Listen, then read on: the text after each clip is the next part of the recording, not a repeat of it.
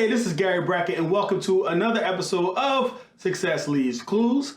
I'm very excited today to have my guest on the show. We met each other years ago when I was still playing football, believe it or not, with the Indianapolis Colts. And Darrin Gray has been a leader in the All-Pro Dads Clubs, now with Athletes in Action. He has been the guy behind some of the most famous NFL players, most famous professional athletes and coaches, and their mission to give back, serve the kingdom, and just serve their communities. Darrin, welcome on the show. Man, it's great to be here, Gary. Man, so tell the world a little bit about, like, who is Darrin Gray, where are you from, and how did you kind of get to where you're at now? How did you get to this role? Gary, I grew up in Anderson, Indiana. Nobody special. But the good news is that God doesn't just call the special people, like He credentials those as we go, as we're willing to step in and lead in. I grew up in the media business. I had a chance to learn how to reach people through the media. When you reach more people, you got a chance to make a positive difference if your message is good. And I had a chance encounter with an organization called All-Pro Dad.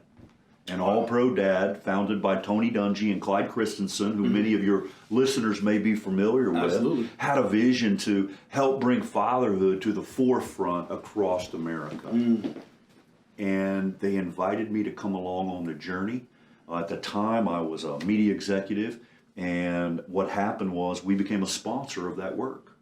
And then I told Tony and Mark Merrill and the other people part of this that I would help find a couple of sponsors, just as a volunteer, just sort of as a friend in the community. And we helped to find a bank that provided a seed capital gift to really get things launched. And goodness gracious, I wrote a personal check just saying, hey, I want to help. And I think that was the day they saw my heart. And they said, Darrin, you're about serving people, about making a difference. And over time, they invited me to come along on that journey. And for 11 years, I commuted from Indianapolis to Tampa once a month. And each month, we would film and script and strategize with Tony Dungy in the office and hundreds of other NFL players, coaches, and alumni that have leaned into that from the best of the best. I mean, Singletary and Munoz, last names that matter. But the truth of that matter is, we were on mission to help make people better. And that's Tony's tagline. What are you going to do to make it better? I can remember Coach Dungy, probably one of his most vulnerable moments. His son, James, passed away. That's right. We're in Tampa at the church, and his challenge to us that if we just win a Super Bowl and not serve the community, we failed. If your purpose isn't to give back and help others, then you have failed with your platform. And I and a lot of the other guys on the team had foundations, gave back to the community, man. And really it was like that, man, how can you be on a platform, right, and not shy away from it and say, hey, I'm not a role model, right? No, you are a role model. It's okay. You could be a bad role model or a good role model.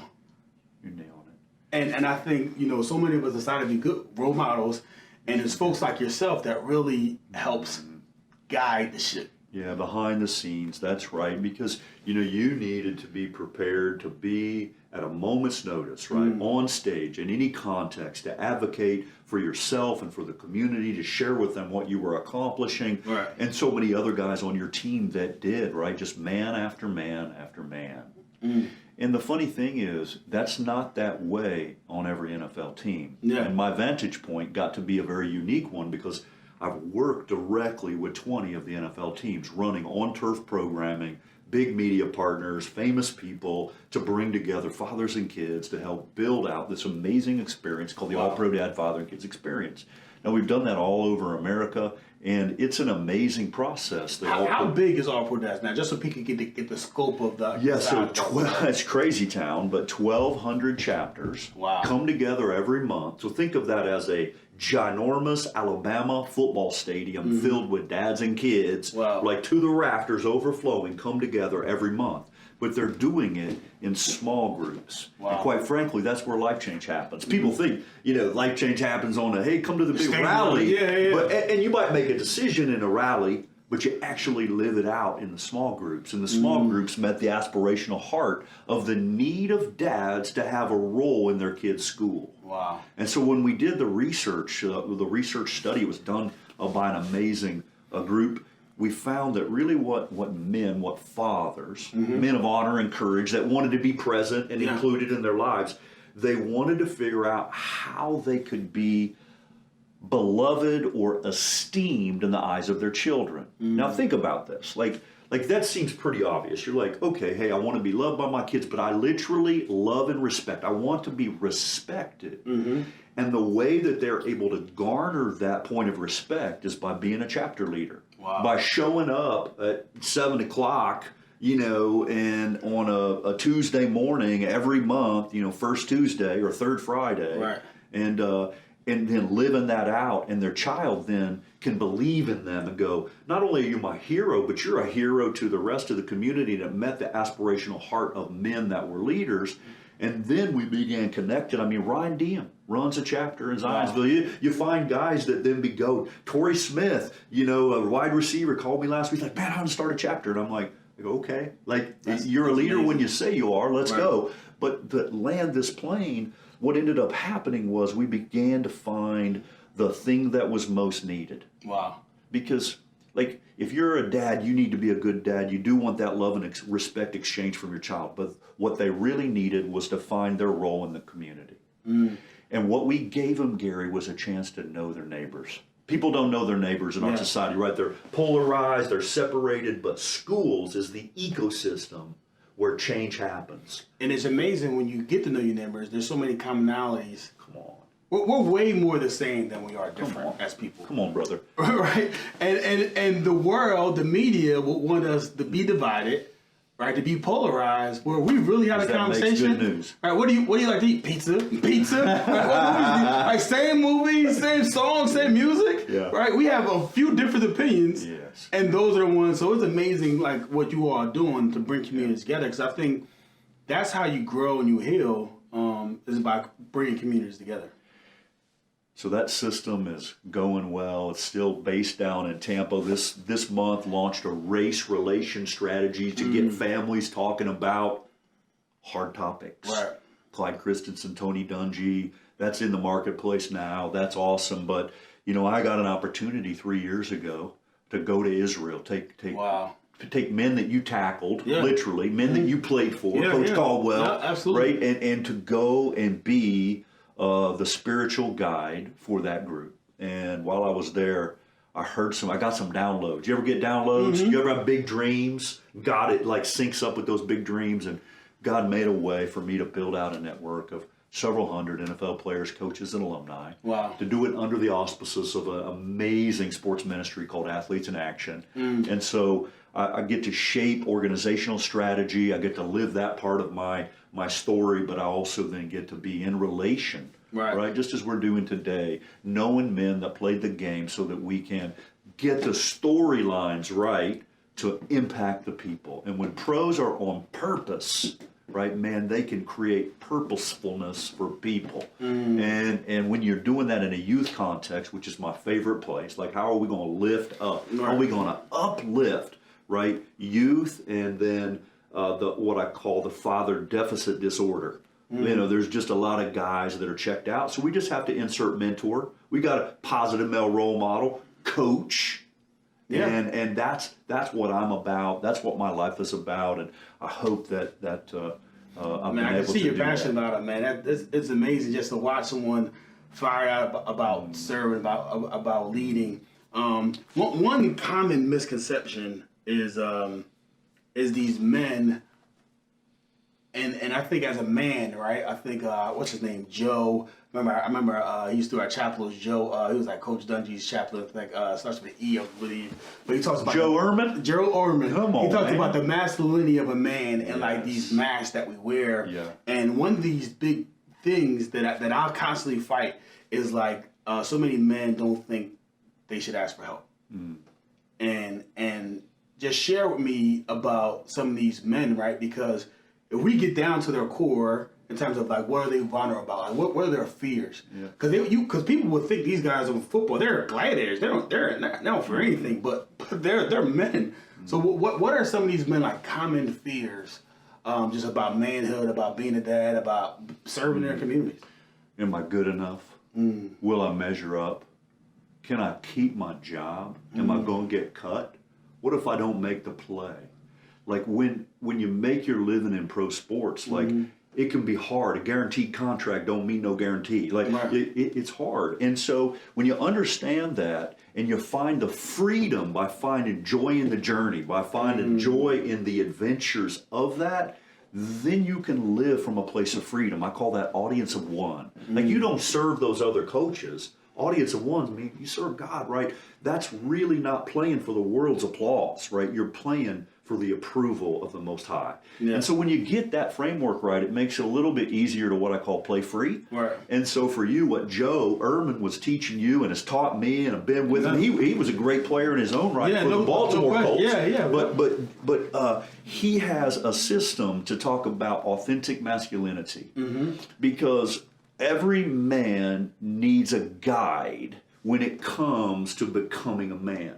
The challenge in our society is a lot of young boys aren't getting, the guides they're getting are negative role models. Right. So I would say like their compass is wrong. Come on.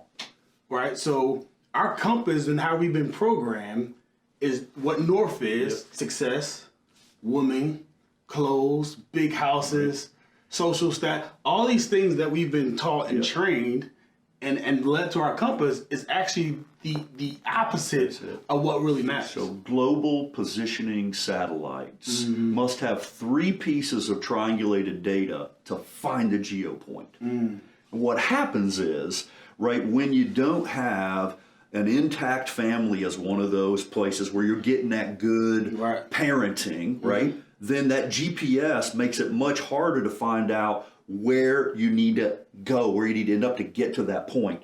And so what we try to do is make sure that every child is surrounded by 3 caring adults. Wow. Now that can be take on a lot of different forms: mentor, coach, role model, big teacher, brother, stepfather, teacher. But when you get that right and you begin to make sure that young people are surrounded by at least 3 caring adults, it becomes clear. But what I oftentimes teach that goes overlooked by a lot of mentoring programs, Gary, is people aren't teaching the young person how to identify the aspirational people that they can go to and say, will you mentor me? And when you create a 2-way virtuous cycle where you've got men of honor looking for young people, and when you've got kids reaching up to claim, like no man can resist the voice of a young person saying, here I am, will you notice me? That's powerful. You got unnoticed on a football context. Like you had to overcome something. Like every boy can feel that way sometimes. Like, am I good enough? Do I measure up? Will I be noticed? So how did you overcome being noticed, like not being noticed? Like what was that like? And how do you use that to teach people in your context? I think the one thing that I've learned was like, you don't ask for help. You don't ask for mentor because you're weak. You ask because you want to remain strong. And I think, again, the compass and our GPS is off where you do it yourself. And no one does anything by themselves. Everyone has a team. We all stand on the shoulders of others. That's it. It's this story, man, that really I spoke at my son's school and for Donuts with Dads. And I talked about father works hard. You know, he's trying to set themselves up for success and family and vacations and the boats and all the things. And he comes home from work late at night, 9 o'clock, sun's still up. And his son runs to the door, Daddy. He was like, I'm glad to see you, man. He was like, I want to know how much you make. He was like, what? Like, I get home late. You ask me how much I make? I'm like, man, thanks for staying up, but go to bed. Like, so then he's a little hard on the kid. So he goes back into his room, and then he goes up to his room, son, and then he says, I'm sorry, I was a little hard on you. I make $50 an hour, son. I don't know what you're asking for. Maybe be a school project, but it's $50 an hour. So then the son, like, he gets under and he looks in his pillow. and he's looking, right, and he pulls out $25, and then he asks his dad. He says, "Can I borrow $25?"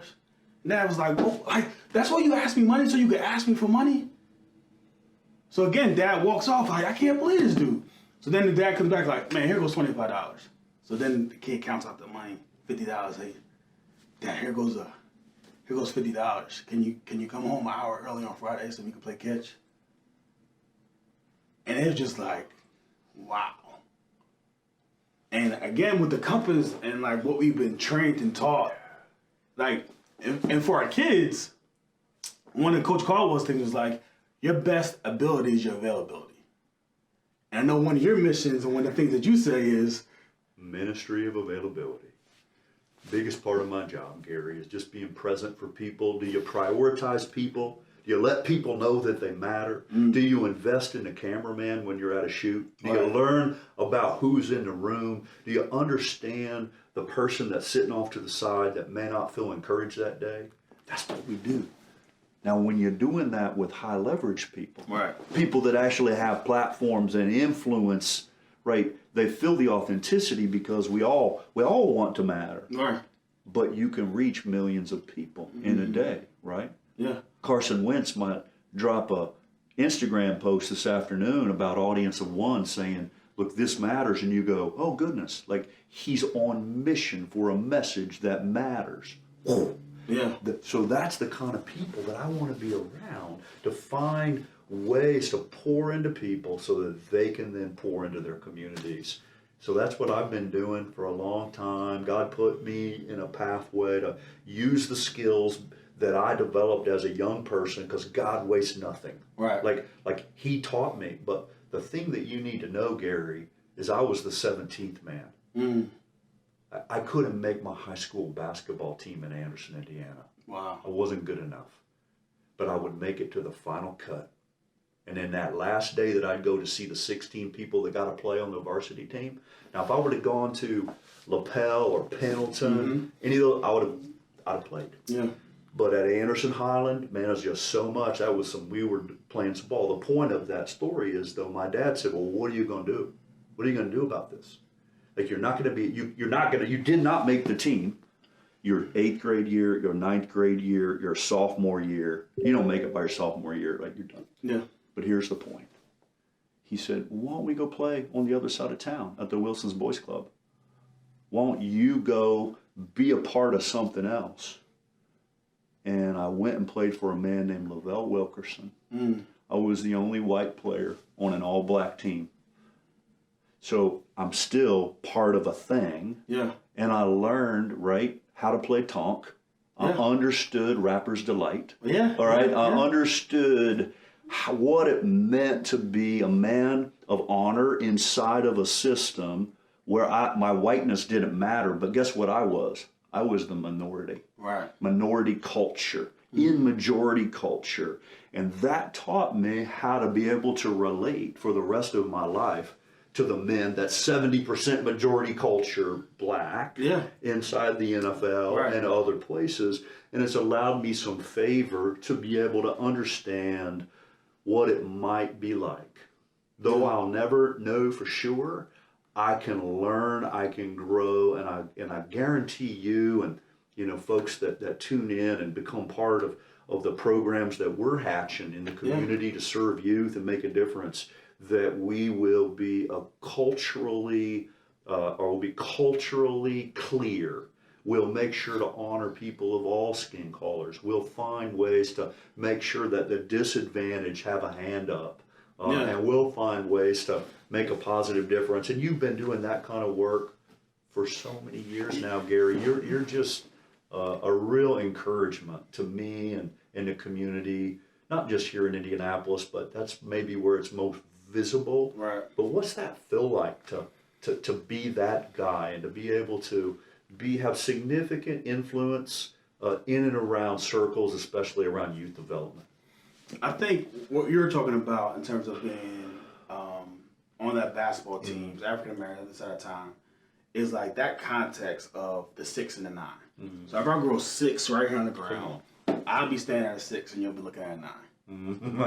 That's good. And I can tell you that I'm looking at a 6. That's really good. And you'll say, no, Gary, it is a 9. I'm using this one. And we both will argue to the death of us that you see a 9 and I see a 6. Until I walk around, right, and experience that and get that perspective, I'm saying, that is a 9. That's good. Come look at my 6. You come around, you see my 6. And then it's like, that's a 6. So now, like, so until we understand people's context, it's hard for us to serve because we're talking about things, and I try to not generalize because what my values are may not be shared by everyone else. So I'm just going to share you what works for me, what my values are, and I'm going to tell you, you need to have your own individual values. And there's people, there's people that's been successful that you can model. So if you're looking for values, there are great men out there. Yes. Men in the Bible, right? Men of faith, men of business, men of serving, teaching. Like so there's examples and there's role models out there. So for me, when I'm teaching youth, when I'm sharing, I want people to start dreaming. That's the exact word, Gary, that was in my heart and my spirit, sitting on that word, making their dreams become manifest. And so many people tell you stop dreaming, stop daydreaming. No, I want you to start daydreaming, please. I was that guy. Yeah. I was that guy. And how do we dream about greater impact? How can we help people get better? And then you watch other people that did it. And many times, if you ask them, would you be willing to help me? Like, even if it's a short-term stint, they go, sure. Like, how can you resist that? Yeah. If it's a young person saying, hey, how can you do that? Hey, you can't be the it guy for everybody, but you can be the it guy for somebody. Yeah. So how do you start to begin to scale that? And what I've noticed in your world is you're beginning to lay down the video. You're beginning to lay down the multimedia, the transferable knowledge, the learning management systems. Right. And you got dreams. You're doing it, man. So the challenge then becomes, because, it's like full cycle. Like, you go mentors, right? Coach Dungy, I was a captain. And he's mentor, right? We're leading the team, Super Bowl, Coach Caldwell, great men that I had the opportunity to play with and play for. So now it's like me paying it forward, and I'm mentoring younger people. But then I get to a point where one-on-one conversations don't scale.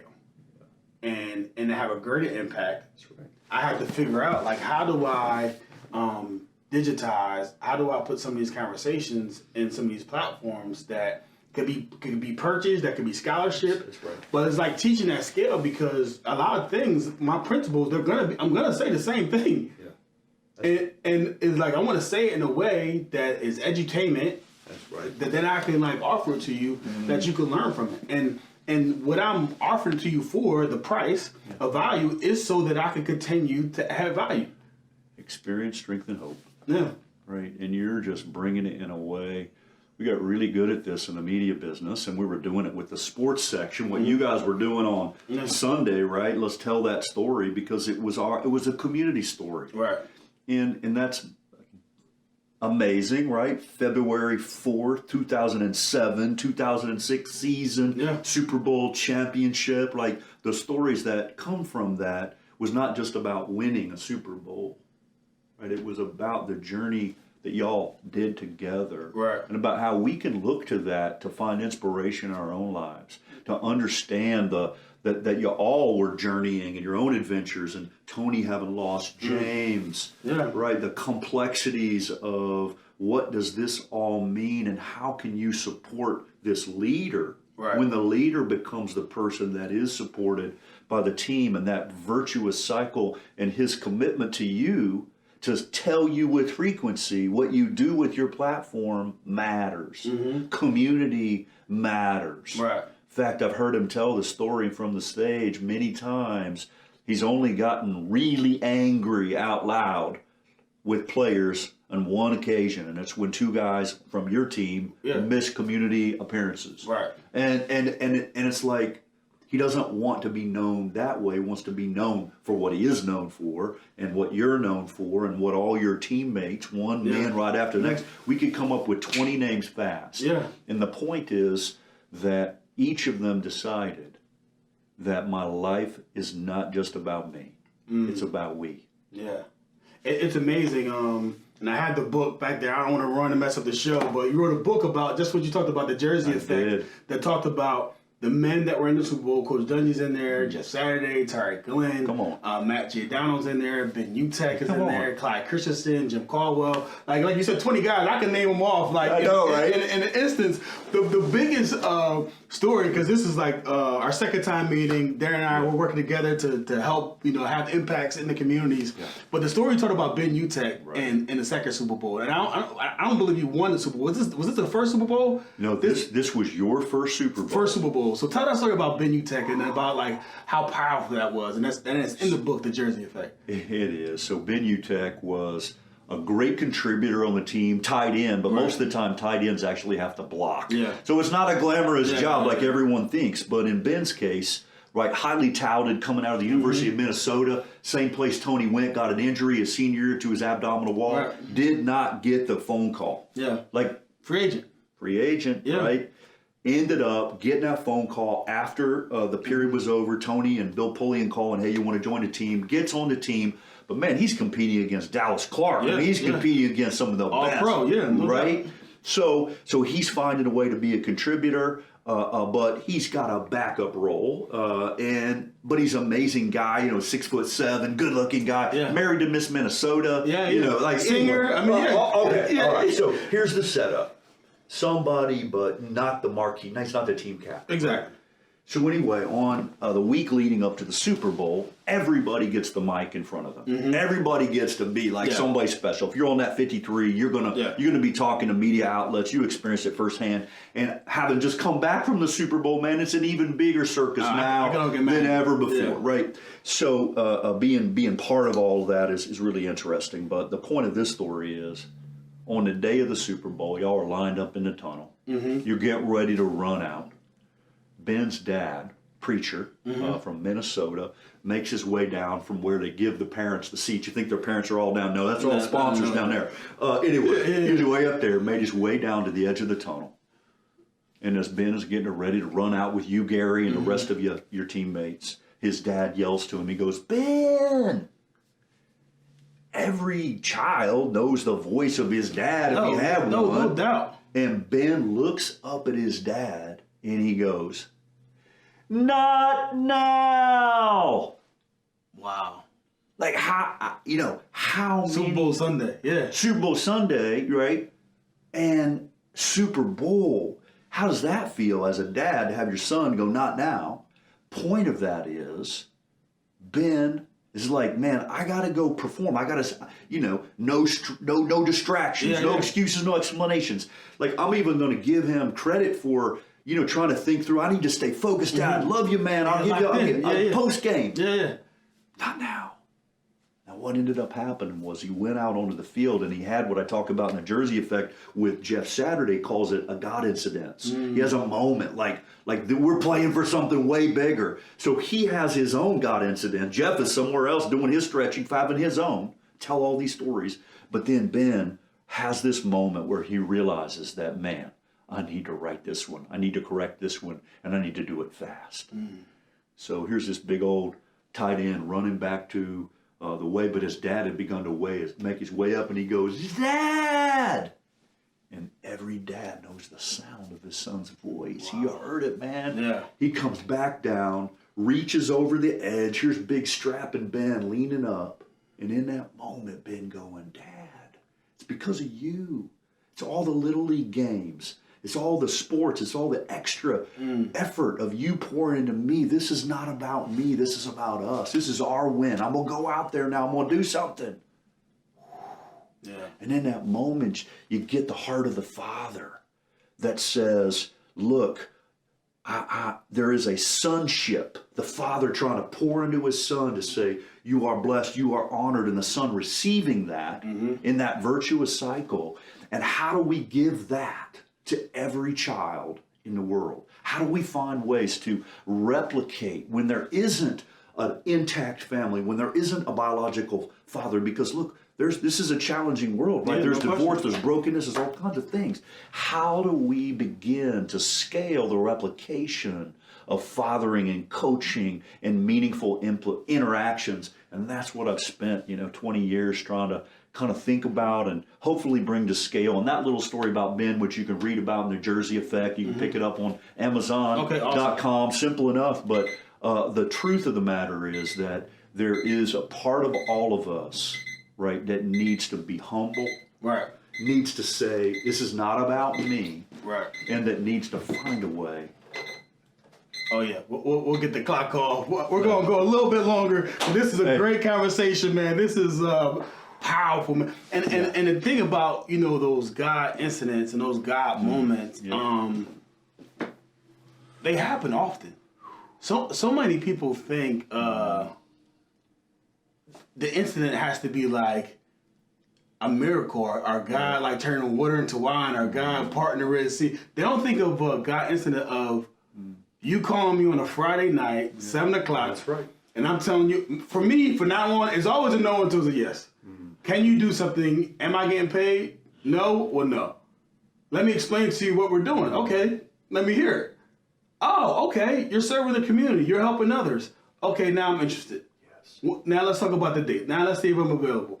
And from then, us having conversations, right, and pouring into each other. Yes. From different perspectives, different age groups, and different angles. Yeah, it's just so powerful in terms of like how God uses us in other people's lives, and how those incidences, when you recognize them and when you act on them. And did you may not have been, conscious of it at the moment, but at a subconscious level, you probably were. In the middle of that conversation, I just stayed incredibly composed. Yeah. Who did I learn that composure from? Yeah, Coach Dungy. Yeah, no question. Like, I didn't okay, how does my journey intersect with your journey? How do we adventure together? Yeah. And it just becomes this idea that when the best kind of partnerships is when there's a mutuality, when there is, mutual benefit for the betterment of others. Right. And that's what I specialize in. Yeah. And ultimately, I see you doing it too. But the neat thing about yours, you've also created some really compelling business strategy around helping to coach and lead business with a system called EOS, with ways to provide scaled business value back to entrepreneurs, small, mid-sized corporations. And I admire that, and I actually see that as a mission field. Yeah. So I love running with business leaders that are actually doing things and moving towards scale, and then understanding the aspirational projects that they have and the desires of their heart. And man, when two men come together chasing after God's heart so they can enliven the fulfillment of the desires that God has set on their heart, now you're in your bliss state, you're in your flow state, and you're going to stay after that because, man, it makes a difference. Yeah. And so how can I serve you, right? How can you serve me? It's amazing. It's crazy, and real leaders get it. It's like the goal of being a leader is not to create more followers, but to create more leaders. So I'm not in competition with anyone except myself. That's right. And I'm not offended by being around people who's better than me. I'm not ashamed. I welcome it. Right. And I think when people start thinking about, surrounding themselves with the best, with people that do their job with excellence, that mastery and skills, and people that there's a few little things, right? So one thing is like people always ask you like, what's the secret to success? What's the secret, right? And so many people just think it's hard work. That's what we've been told. Just grind. They would be wrong. So if you look at dishwashers, if you look at people landscaping, if you look at the nurses that's been 80 hours, the doctors dealing with COVID, they're working extremely hard. But is that it? Right? And it was this thing, I just read it over the weekend, and it really just, because it helped me articulate it better, but it talked about the Hexacle study. Now, Hexacle is a personality test. And it's like H stands for like humanity, so it goes to like 20 different personalities. But the scientists say in order to have success is this one thing called conscientiousness. So conscientiousness is broken down to 4 different ones. One is diligence. So diligence is hard work. So hard work is a part of success, but it's only 25%. The next is perfectionism. Are you doing your job at a high level every single time? Are you checking your work? Are you doing it every single time at a high level, checking your work? This thing, Six Sigma, is like they want 3 incidents out of 1,000,000 times, right? So that's talking about these manufacturing companies, the robotics, right? That's how they're so efficient, right? 3 incidents. You can scale if those are your ratios. Yes. The next is organization. Are you organized? Do you spend time? Like I have this thing where I don't start my day until I finish it. What do you mean you don't start your day until you finish it? I paper down how my day is going to play out before I begin. In the mornings, I spend time mapping out my day, organizing what I need to do. And successful people, that's what they do, right? They're organized. And then the last thing is something called prudence. And prudence talks about decision making. And all right, how do I make good decisions, right? Some people, you make good decisions by making bad decisions. Or, right, is the accumulation of knowledge. Is learning from others. Is seeking knowledge. And I think so many people, once they start understanding that it's not just hard work, that it's all these other things that they need to do to put inside of their lives. And then, right, for me, one of my core values, fulfillment first, then serve. Yes. Then they become full, and then their cup is running over. Then when they serve, they're giving out the good stuff. Overflow. So it's amazing. So I'm excited. March 24th, we're having an event. May 20th. May 20th. And it's my birthday. It's one day after my birthday, right? So I should know that. May 24th, tell us about the event that we're having, because the event is for athletes in action. Yes. And it's to, obviously, one, bring awareness to the youth and some of the development things that you have planned in terms of some programming, but also to kind of like help like run some of these foundations. Yeah, so proexperiences.org. Proexperiences.org. Yeah, people can learn more about what's going to happen on May the 24th. Top Golf, Fishers, Indiana. Right. We're going to come together for 4 hours, noon to 4 p.m., and we're going to grow together. Right. We're going to play some, golf. We're going to hit some balls and have some fun with some pros, but more importantly, we're going to learn about our own selves. We're going to learn about a program called Project Play, which is at Brookside Community Center, part of the Aspen Institute, and we're going to come together and really help to pioneer better summer camp training programs for young people in tough neighborhoods. Because they need guys like Gary to come and speak a word of encouragement, but also give them those practical skill sets that he was just laying forth, to bring the wisdom and the curriculum and the strategies that will help them kind of get out of their mess so they can get to the message that God has for them, get beyond the test to the testimony. And you're the kind of guy that can help to bring that. So it's a joy and honor to team up with you to help make a positive difference. And then we'll have some other Colts players and alumni that'll be part of that, and we'll have a lot of fun. But, if guys want to be involved, you can log on, buy a bay today. Hey, it's $1,000. Don't worry about the grand. Worry about what you're going to be able to enjoy as being part of this, as a really almost like a master executive class in coaching and in leadership, because that's what you're certainly going to get from Gary on May 24th. Now, man, that's exciting. I'm thrilled to death. We're probably gonna do several of these, right? So we don't have to drop them out on that. But I do every podcast. We ask a question, a final question, right? And you've been around great leaders. You have a great perspective. One thing that is constant with you is just like learning and growing. And then I definitely admire that. So there's a lot of clues, if you will, from success. But if you had one clue that you could kind of leave the audience that you learned that really like changed your life, like what would that be that you can leave everyone? Gary, people support what they help to create. And there's lots of good ideas in the world, but if it's my idea and I'm trying to make it your idea, it's not like God put on your heart things that you want to do. But if I come to you and I listen and I wonder and I seek after your joy, then I can figure out what we can create together. And we find ourselves sitting in a chair doing a thing, finding a way forward. And that's an awful lot like life, Gary. Finding ways to involve people in the process. It's leadership through participation as opposed to through position. Right. People try to positionally, you should do this, this, and this. No, I'm not about that. Hey, participate with me. Will you support the process the growth, we'll enjoy it together.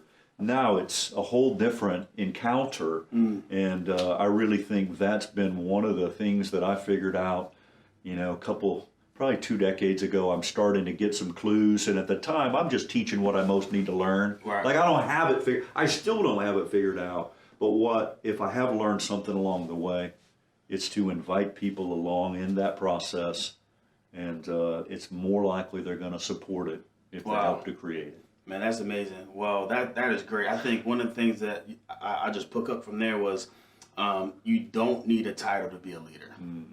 You do not. So I feel like a lot of people are waiting for that title before they lead. And I think, like you said, man, leadership comes in a lot of different ways. But being informed, bringing others with you, working together, I think is the way that, we can continue to make impacts, we continue to grow, and really just change the world, man. I think my belief is that, like, the naysayers, the negative, the bad people are outworking the good people.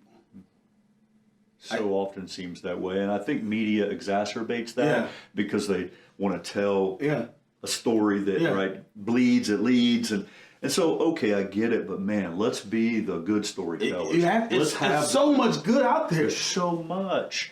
And I look at your team that you were part of, that you got to be a team captain for. You weren't, right? You didn't have the biggest frame. You maybe don't even have the fastest speed, but you found a way to lead from where you were. And then over time, God elevated that. Now you're a team captain walking out on Super Bowl Sunday for the coin flip with another guy named Manning. And you go, okay, you can't make this up. Like, this is God incidents beyond measure. And when we're trained to watch for that, when we're trained to be great noticers of what God is doing and of other people around us, that'll never come back void. We can change plenty of lives. And as we go, right, we can get better, and we can ultimately become the best version of who we're trying to be. And I see you doing that, and what you're trying to do with Success Leaves Clues. It's so inspiring. And the fact that you're crossing over from a sports audience, right, sport fan, to business leaders, community leaders, and you're willing to make a difference as you go. Can't think of a better man to team up with on proexperiences.org, finding a way to make a difference. And it's just such an encouragement to be with you here today, Gary. All right, awesome. Well, great. Well, thank you once again, man. This has been phenomenal. And I'm looking forward to May 24th. I'm definitely going to bring my A game because I know people are going to challenge me. So I will be there. I have hit 300 drives in my past. I can see if I can hit the net. See if I can get it done again. But hey, thanks for checking out another episode, Success Leaves Clues. Once again, that website for May 24th. Yeah, proexperiences.org. Yeah, and then you can follow Darren on Instagram. And you can be. So, All Pro Dad Leader is the way that you'll find me in and around my ecosystem. But if you Google Darren Gray, you'll find me. Man, well, thanks again, man. Hope you guys enjoyed the show, and share it, like it. Definitely tag someone in this in your community that you feel like this will help and that will serve. And I hope you all have a great day. And remember, right? Leadership is not about creating more followers. It's about creating more leaders. You go out there and create some leaders today.